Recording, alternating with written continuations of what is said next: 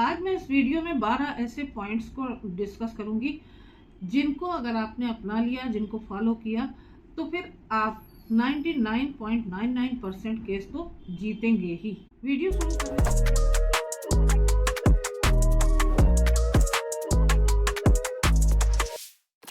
राधे राधे, स्वागत है आपका मेरे चैनल पर। कहते हैं कि अगर नींव मजबूत हो तो मकान अपने आप ही मजबूत और अच्छा बनता है। तो उसी तरह अगर आप डिवोर्स का केस करने जा रहे हैं तो कुछ तैयारियां करके अगर आप किसी स्ट्रेटजी के तहत अच्छी तरीके से सोच समझ के केस के पॉइंट्स ध्यान में रखते हुए बनाएंगे केस को, तो आपके अंदर कॉन्फिडेंस रहेगा, आप सोच समझकर आगे बढ़ते हैं और केस को जीतते हैं। आज मैं इस वीडियो में 12 ऐसे पॉइंट्स को डिस्कस करूंगी जिनको अगर आपने अपना लिया, जिनको फॉलो किया, तो फिर आप 99.99% केस तो जीतेंगे ही। वीडियो शुरू करने से पहले आपसे रिक्वेस्ट है कि अगर आपने मेरे चैनल को अभी तक सब्सक्राइब ना किया हो तो प्लीज़ सब्सक्राइब कर लीजिए और बेल बटन को प्रेस करना बिल्कुल भी मत भूलिएगा, क्योंकि ऐसी ही महत्वपूर्ण जानकारियां आपके पास सबसे पहले पहुंचनी चाहिए ताकि आपकी ज़्यादा से ज़्यादा मदद हो सके। वीडियो में बताए गए सारे पॉइंट्स को अच्छी तरीके से समझने के लिए बने रहिएगा वीडियो में अंत तक। तो सबसे पहला पॉइंट है पुलिस कंप्लेंट। जब भी किसी के साथ गलत होता है तो वो पुलिस कंप्लेंट करता है। नॉर्मली होता क्या है कि वाइफ तो पुलिस कंप्लेंट करती है, लेकिन हस्बैंड जो होते हैं वो पुलिस कंप्लेंट नहीं किया करते हैं। बहुत बार ऐसा होता है कि हस्बैंड सीधे डायरेक्टली डिवोर्स का केस फाइल कर दिया करते हैं, पुलिस कंप्लेंट नहीं करते, जबकि कोर्ट में उनसे सबसे पहला जो सवाल होता है हस्बैंड से वो यही होता है कि अगर आपके साथ गलत हुआ था तो आपने पुलिस कंप्लेंट की? तो हस्बैंड का जवाब होता है कि नहीं की। अगर आपकी वाइफ आपके ऊपर क्रूएल्टी करती है, गाली गलौज करती है, आत्महत्या करने की धमकी देती है या फिर एडल्ट्री में है, तो आप इसे कैसे साबित करेंगे कोर्ट में? तो इसको साबित करने के लिए पुलिस कंप्लेंट ही सबसे बड़ा सबूत होता है। तो आपको सबसे पहले अगर आपके साथ कुछ गलत हो रहा है तो पुलिस कंप्लेंट करनी है। कोर्ट में जो भी एलिगेशंस आप अपनी पत्नी के खिलाफ लगाएंगे तो उनके लिए एक पुख्ता सबूत होगा आपके लिए पुलिस कंप्लेंट, जिसकी कॉपी आपके पास कोर्ट में आप पेश करेंगे। अक्सर पति कहते हैं कि पुलिस कंप्लेंट करेंगे तो मामला और भी ज्यादा बिगड़ जाएगा, वाइफ और ज्यादा गुस्से में आ जाएगी और उल्टा सीधा करेगी। तो आपको जब भी आप पुलिस कंप्लेंट कराएं तो वहां पर वाइफ का फोन नंबर आपको नहीं देना है। अगर पुलिस आपकी कंप्लेंट दर्ज नहीं करती है तो डीसीपी ऑफिस, एसपी ऑफिस जाकर आप अपनी कंप्लेंट को वहां रिसीव कराकर उसकी कॉपी ले सकते हैं। वहां पर ये आसानी से हो जाएगा। और अगर तब भी दिक्कत आती है तो आप ऑनलाइन कंप्लेंट दर्ज करा सकते हैं।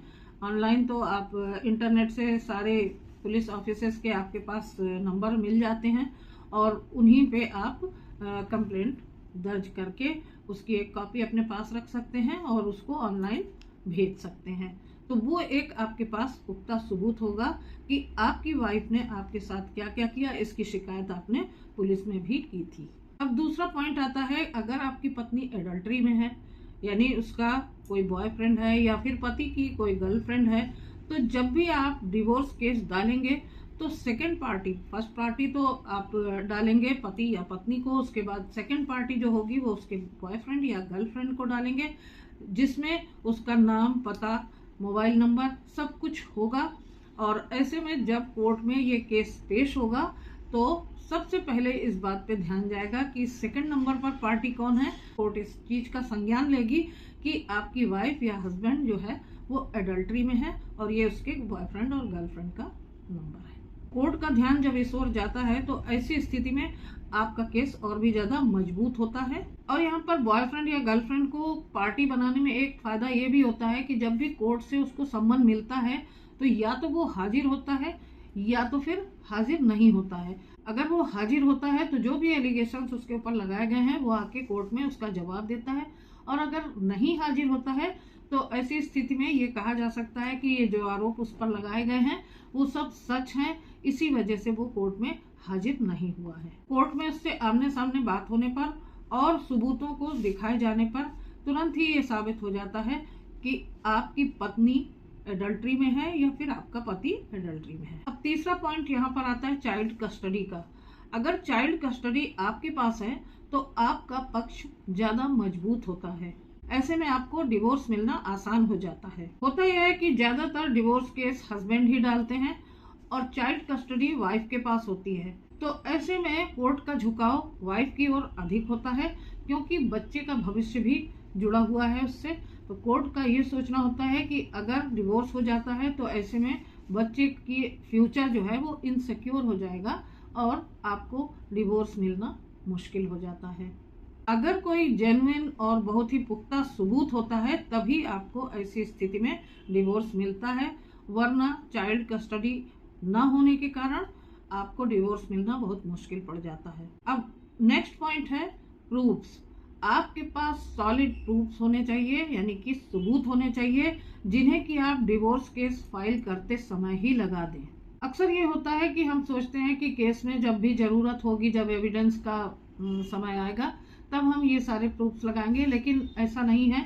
आपको शुरू से ही अपने पिटीशन को और ज़्यादा मजबूत करने के लिए सारे प्रूफ जो हैं वो उसमें लगा के ही पिटीशन फाइल करनी चाहिए, ताकि सामने वाले को जब आपकी पिटीशन देखने को मिले, उसकी कॉपी मिले, तो उसको घबराहट हो जाए। आपके पास जो भी चैट्स हैं, फोटोग्राफ्स हैं, या फिर जो भी आपके इस तरीके के वीडियोस वगैरह हैं, उनको आप केस फाइल करते समय ही लगा देंगे तो उस समय जो प्रभाव पड़ेगा वो बाद में काफ़ी लंबा समय खिंच जाने के बाद वो प्रभाव सामने वाले के ऊपर नहीं पड़ता। तो जब इस तरीके की पिटीशन उसके हाथ में आती है तभी वो घबरा जाता है और उसका मनोबल टूटने लगता है। मान लीजिए बाद में आपको कोई एविडेंस लगानी है और उसके लिए आप एप्लीकेशन देते हैं और आपकी एप्लीकेशन रिजेक्ट हो गई, तो सीधा हाई कोर्ट में जाके ही आपको उसके लिए परमिशन लेनी होगी। तो ऐसी गलती ना करें। शुरू में ही अपने केस को मजबूत बनाने के लिए ये सारे सबूत आप वहां पर फाइल कर दें। अगला पॉइंट है डेट और टाइम। आप अपनी पिटीशन में जो जो घटनाएं लिखते हैं कि ये हुआ वो हुआ, और जितने भी आप इस तरीके की बातों का उल्लेख करते हैं कि जैसे आपके साथ क्रूएलिटी हुई तो कब हुई और कैसे हुई, किस टाइम पर, तो आप किस तरीके से उसका शिकार हुए और वो किस समय हुई, किस डेट को हुई, तो जितनी भी घटनाएं हैं आपके स्टोरी में उन सब की एक स्पेसिफिक डेट और टाइम का ध्यान आपको जरूर रखना है अपनी पिटीशन में, क्योंकि बिना स्पेसिफिक टाइम और डेट के कोर्ट में उसकी कोई ऑथेंटिसिटी नहीं है। मनगढ़ंत कहा जा सकता है उसे, और उसे झूठ कहा जा सकता है, क्योंकि इस तरीके से सिर्फ कह देने से कोर्ट कुछ भी नहीं सुनती है। आपकी पिटीशन में सारी बातें सीक्वेंस से होनी चाहिए, यानी कि जब आपकी शादी हुई उसके बाद स्टेप बाय स्टेप एक एक करके जो भी घटनाएं आपको याद हों, जो भी ये घटनाएं आपको लिखनी है, तो उनकी स्पेसिफिक डेट और टाइम के साथ उसको लिखिए। इसके साथ साथ शुरू से लेके जब से शादी हुई उससे अब तक जितनी भी घटनाएं हुई हैं उनका स्टेप बाय स्टेप सीक्वेंस बनाना बहुत जरूरी होता है। आगे पीछे करके कोई घटना इस सन की है, 2019 की है, तो कोई घटना जो है 2006 की आपने लिख दी पहले, बाद में, और फिर 2017 की लिख दी। तो इस तरीके से नहीं, पूरा सीक्वेंस से जब से शादी हुई उसके बाद स्टेप बाय स्टेप जो आपकी घटनाएं आपके साथ हुई उन सबके स्पेसिफिक डेट एंड टाइम के साथ आप पूरे पिटीशन में उसका उल्लेख करेंगे। अगले पॉइंट में हम बात करेंगे कि अगर क्रूएलिटी और एडल्ट्री दोनों का मिक्सअप हो तो डिवोर्स मिलने में देर नहीं लगती। आपके पास वाइफ की क्रूएलिटी के अगर कोई सबूत हो, कोई एविडेंस है जैसे फोटोग्राफ, ऑडियो, वीडियो वगैरह, तो उसे भी आप पिटीशन के साथ अटैच कीजिए। वैसे तो अडल्ट्री ही क्रूएलिटी होती है, लेकिन अगर दोनों को एक साथ आप यहाँ पर बात करेंगे तो आसानी होगी डिवोर्स मिलने में। अगर आपके पास वाइफ की अडल्ट्री के रिगार्डिंग कोई प्रूफ है तो आप उसे अटैच कीजिए, अगर नहीं है तो भी आप इसको मेंशन कीजिए कि जब आपकी वाइफ बिना किसी सबूत के इतनी सारी धाराएं लगाकर आपके खिलाफ खड़ी हो जाती है तो आपको अगर शक है तो उस बुनियाद पर, शक की बुनियाद पर आप इसको जरूर मेंशन करें। तो यहाँ पर एडल्ट्री और क्रूएलिटी दोनों को एक साथ यहाँ मेंशन करने पर आपको जल्दी रिलीफ मिलने की संभावना है। और अगर एक ही एलिगेशन है क्रूएलिटी या एडल्ट्री का तो फिर उसका एक बहुत ही पुख्ता सबूत होना चाहिए आपके पास, तभी आपको रिलीफ मिलेगी। अगला 7वां पॉइंट ये है, यानी कि 7th पॉइंट है कि जब आप डिवोर्स की पिटीशन फाइल करने की सोचें या फिर आप डिवोर्स की पिटीशन फाइल करने जा रहे हैं, कोशिश ये करें कि पहले वाइफ कंप्लेंट करे। देखिए यहाँ पर आप ये कर सकते हैं कि आप सिर्फ एक लीगल नोटिस अपनी वाइफ को भेज दीजिए डिवोर्स के रिगार्डिंग, तो वो एक लीगल नोटिस भेजिए, तो वाइफ अपने आप ही आपके ऊपर तमाम सारी एफआईआर दर्ज करवा देगी, क्योंकि ऐसे में वो भड़क जाएगी और भड़क कर आपके खिलाफ एफआईआर दर्ज करवाएगी और क्या क्या एलिगेशंस लगाती है आपके ऊपर ये सब आपको पता चल जाएंगे। और जो जो एलिगेशंस वाइफ आपके ऊपर लगाती है तो उनको कवर करते हुए आप अपनी पिटीशन तैयार करवाइए वकील साहब से। अक्सर ये होता है कि वाइफ जब एफआईआर करने जाती है या शिकायत करने जब पहुंचती है तो उसके साथ कोई एडवोकेट नहीं होता है और वो उल्टे सीधे तमाम सारे झूठे एलिगेशंस आपके ऊपर लगा दिया करती है। तो यही गलती सबसे बड़ी होती है वाइफ्स की। आप उन सारी गलतियों को कवर करते हुए आप अपनी पिटीशन को फ्रेम करवाइए। अब आता है 8वां पॉइंट, रीजन ऑफ डिवोर्स। आप डिवोर्स ले रहे हैं तो यहाँ पर आपको उसका रीजन भी क्लियर करना होगा। यहाँ आप क्रुएलिटी और एडल्ट्री का ग्राउंड ले रहे हैं, लेकिन उसके पीछे रीजन क्या है? क्या आपकी वाइफ पहले से ही एडल्ट्री में थी या फिर शादी के बाद एक्स्ट्रा मैरिटल अफेयर है उसका? तो ये सब आपको ये रीजन बताना पड़ेगा कि किस तरीके से आपको इसका पता चला और किस तरीके से आपके साथ इसने वाइफ ने धोखा दिया।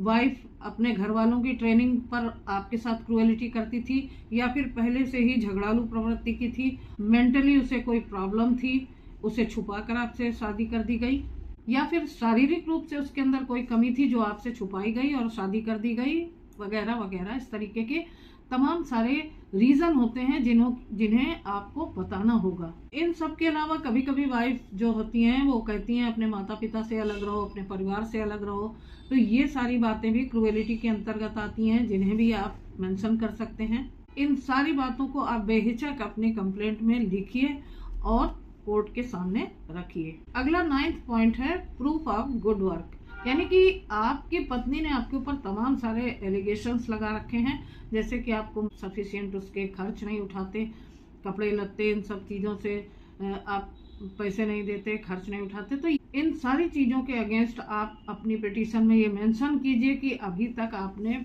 अपनी पत्नी के लिए क्या क्या किया, कहाँ कहाँ घुमाने ले गए, उसको किस किस तरीके की कितनी महंगी महंगी ड्रेसेस दिलाई, शॉपिंग कराई, तमाम सारी चीज़ें। एक केस में आपको बता दूं कि एक पति ने कोर्ट में अपनी वाइफ के कबर्ड खोल के उसके ढेर सारी जो ड्रेसेस थी, साड़ियाँ थी, उन सब का फोटो खींचकर लगाया और इसके अलावा उसकी ढेर सारे सैंडल्स और चप्पल और बूट्स वगैरह सबका फोटो लगाया। इसके अलावा उसके मेकअप का ढेर सारा जो सामान था उन सब का फोटोग्राफ खींच के उसने लगाया, वहाँ पर कोर्ट में फाइल किया कि किस चीज़ की मैंने कमी रखी है, इतना सब देने के बाद, इतना सब मेरे पैसे से इतना ये सब इसने खरीदा है और मैंने इसको दिलवाया है, तो फिर मैंने क्या कमी रखी? मुझे फिर भी इसने परेशान किया और मुझे पैसे नहीं देता था, खर्च नहीं उठाता था मेरा। तो इसी तरीके से अगर आप कहीं पत्नी को घुमाने ले जाते हैं, जैसे कि आप हनीमून पे ले गए, तो अगर आपके पास उसके प्रूफ्स हैं, फोटोग्राफ्स हैं, आपके पास अगर टिकट्स वगैरह रखे हैं वो, तो उन सब को आप वहाँ पर लगा सकते हैं। इसके अलावा आप होटल्स में गए, आपने रेस्टोरेंट वगैरह में जहाँ पर उसको खिलाया पिलाया, घुमाया फिराया, इसके अलावा ऑनलाइन शॉपिंग या शॉपिंग के बिल्स वगैरह अगर आपके पास हो वो भी आप सबमिट कर सकते हैं। तो इस तरीके से आप छोटी छोटी चीज़ों को इस तरीके से प्रूव करेंगे तो सामने वाले के पास कोई भी जवाब नहीं रह जाएगा। आप सब कुछ अपनी हैसियत के अनुसार कर रहे हैं, अपनी पत्नी के संग, अपने परिवार के संग, बच्चों को अच्छे स्कूल में पढ़ा रहे हैं, उनकी स्कूल की फीस स्लिप भी आप वहाँ पर सबमिट कर सकते हैं कोर्ट में। और इसके बावजूद भी पत्नी आपसे सेटिस्फाई नहीं है, आपके ऊपर इतने सारे एलिगेशंस लगा रही है, आप कह सकते हैं कि बीइंग अ हस्बैंड मैंने सारी जिम्मेदारियां उठाई, इसको घूमने फिरने, खाने पीने, मौज मस्ती करने, बच्चों की अच्छी परवरिश करने, हर चीज़ में मैंने अपनी जिम्मेदारी का वहन किया है, लेकिन फिर भी ये मुझसे सेटिस्फाइड नहीं है, इसलिए कि ये एडल्ट्री में है और ये मेरे साथ रहना ही नहीं चाहती है, ये किसी और के साथ अटैच है, इसलिए ये कभी सेटिस्फाइड नहीं होती, या फिर किसी के बहकावे से मेरे साथ क्रुएलिटी करती है, अनाप शनाप व्यवहार करती है, अनर्गल बातें करती है मुझसे। अब 10वां पॉइंट है सेक्शन 9 का, यानी कि अगर आप डिवोर्स केस करना चाहते हैं तो सेक्शन 9 का केस करके समय बर्बाद मत करिए। सेक्शन 9 के बाद अगर पत्नी आपकी वापस नहीं आती है आपके साथ रहने के लिए, तब आप डिवोर्स का केस करेंगे तो उसमें भी इतना ही समय लगेगा। तो मेरा तो यहाँ मानना है कि आपको सेक्शन 9 का केस ना करके डायरेक्ट डिवोर्स का केस ही करना चाहिए। सिंपल डिवोर्स का केस डालिए, मजबूत पिटीशन तैयार करवाइए और बिल्कुल पक्के एविडेंसेस हो, तो वैसे भी आपके 99% डिवोर्स के चांसेस होंगे। हाँ, डिवोर्स करने के पहले आप एक लीगल नोटिस सिंपल भेज दीजिए पत्नी के पास कि अगर वो वापस आकर आपके साथ रहने को तैयार है तो आप उसकी सारी गलतियों को माफ कर देंगे और उसके साथ रहने को तैयार है। ये लीगल नोटिस ही सेक्शन 9 का काम कर देगी। अगर पत्नी को आना होगा तो वो इस लीगल नोटिस के बाद भी आ जाएगी, और अगर नहीं आना होगा तो 7-8 साल सेक्शन 9 का केस लड़ने के बाद भी वो नहीं आएगी। तो क्यों समय बर्बाद किया जाए, इससे अच्छा है कि आप डायरेक्ट एक अच्छा केस बना के डिवोर्स का केस फाइल कीजिए। अब अगला पॉइंट है डिजर्शन का, यानी कि 2 साल का समय अगर बीत गया है वाइफ को गए हुए और आपके बीच में कोई वैवाहिक संबंध नहीं है तो ये ग्राउंड बनता है डिजर्शन का, जो कि अपने आप में एक बहुत ही मजबूत ग्राउंड है। और मान लीजिए कि अगर अभी ज्यादा समय नहीं हुआ है, 1-1.5 साल ही हुआ है, तो आप थोड़े दिन उसका इंतजार कर लीजिए, 6 महीने और इंतजार कर लीजिए, तब आप डिवोर्स का केस फाइल कीजिए। आप ये समझ लीजिए कि अगर आपने कभी अपनी पत्नी के खिलाफ कोई ऑडियो वीडियो रिकॉर्डिंग नहीं करी, आपने कोई सबूत इकट्ठे नहीं किए, आपके पास कोई एविडेंस नहीं है, तो ऐसे में डिजर्शन का जो ग्राउंड है वो सबसे मजबूत ग्राउंड है। उसमें आपके पास कोई एविडेंस हो या ना हो उससे कोई फर्क नहीं पड़ता। पत्नी आपसे 2 साल से दूर है, 2 साल से ज्यादा हो गए हैं, तो यही अपने आप में परफेक्ट ग्राउंड है। मानकर चलिए कि जहाँ कोई तीर काम नहीं करता वहाँ ये तीर काम करता है। आपको कोई भी एविडेंस नहीं देना है, आपको कुछ भी प्रूव नहीं करना है, आपको बस कोर्ट में यही कहना है कि 2 साल से अधिक मेरी पत्नी मुझसे दूर है, इसलिए अब इस ग्राउंड पर, डिजर्शन के ग्राउंड पर अब मुझे तलाक चाहिए। अगला और आखिरी पॉइंट है एक अच्छा वकील। देखिए, ये पॉइंट तो जो सबसे पहले होना चाहिए, जो मैं सबसे लास्ट में बता रही हूँ। देखिए, एक अच्छा अनुभवी और एक्सपर्ट एडवोकेट ही आपको अपनी एक्सपर्टीज के साथ जिता सकता है। तो एक अनुभवी और एक्सपर्ट एडवोकेट सबसे पहले और सबसे ज्यादा जरूरी है आपके केस के लिए। तो किस तरीके से पिटीशन को फ्रेम करना है, किस तरीके से एविडेंसेस को लगाना है, किस समय लगाना है, किस तरीके से दूसरी पार्टी से जिरह करना है और उससे सही बातें निकलवाना है, और किस तरीके से जज साहब को कन्विंस करना है, कब कौन सी एप्लीकेशन लगानी है, ये सारी बारीकियां एक एक्सपर्ट एडवोकेट को ही पता होती हैं।